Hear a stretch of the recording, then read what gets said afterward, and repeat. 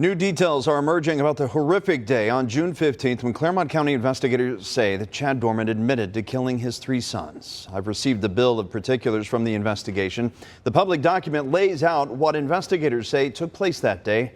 A warning here that some details of this case can be uncomfortable to hear. Stand up! Stand up now! Chad Doerman was taken into custody without issue as he sat on the side of his home on June 15th.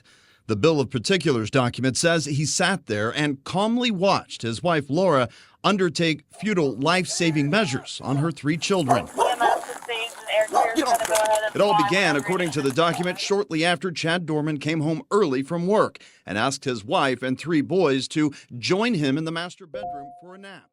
The document says Doerman grabbed a Marlin model HC-22 caliber rifle from next to the bed in a gun safe and shot one son twice. Investigators say Doerman's wife immediately began to render aid to her son and yelled for her other children to run.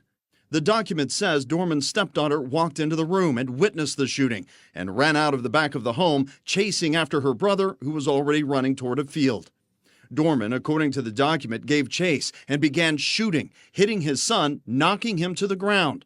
Doerman then walked up to his son, where he fired 1 shot into his head at close range.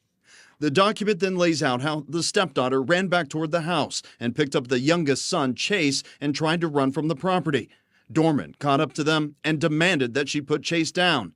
When she did, Doerman attempted to shoot his son in the head, but the gun didn't fire. At that point, Chase ran to his mother on the side of the house where she was rendering aid to her other son. Doerman would eventually shoot Chase at close range, killing him. The document also reveals that Doerman's wife, Laura Hensley, fought back at one point. Hensley grabbed the firearm, placing her thumb over the barrel.